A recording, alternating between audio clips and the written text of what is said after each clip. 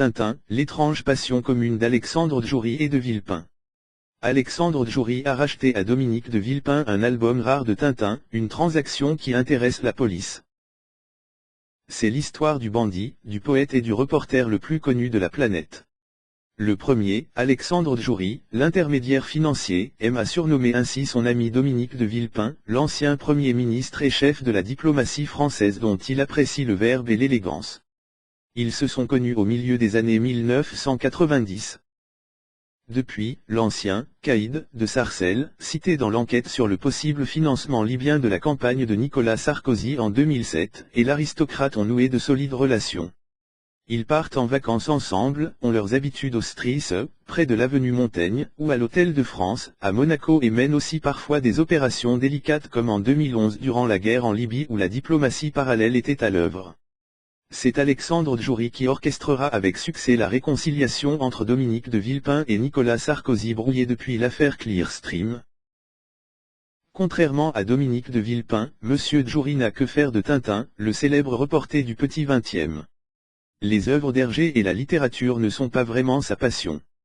Pourtant, le 28 novembre 2013, il a acquis pour un montant de 43 000 € une BD originale de Tintin, appartenant à Monsieur de Villepin, lors d'une vente aux enchères à l'hôtel Drouot. Il s'agit du lot numéro 120, une pièce rare, l'un des 1000 premiers exemplaires imprimés de Tintin au pays des Soviets, premier opus de l'illustre série. Cette vente, mise au jour dans le cadre de l'instruction menée par les juges sur l'affaire du financement libyen, a rendu les enquêteurs perplexes qui se demandent ce qu'elle a pu dissimuler. Ainsi, quand Monsieur Djouri est relancé par l'entourage de son ami Dominique de Villepin pour récupérer l'ouvrage contre son règlement, il s'agace au téléphone, placé sur écoute par les enquêteurs, mais on s'en fout, qu'il le garde l'album, qu'il le garde. Je paye et il le garde. Je le récupérerai en temps et en heure. Sur les écoutes, Alexandre Djouri s'inquiète même que son nom fuite dans la presse au sujet de cette vente.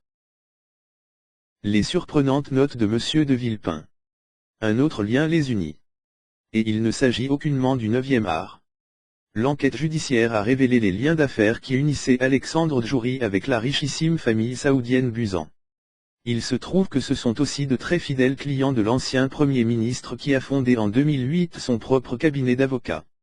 Cette famille, à la tête d'un conglomérat créé en 1923, Saudi Buzan Group, est très proche de grands groupes français dont elle distribue les produits en Arabie Saoudite.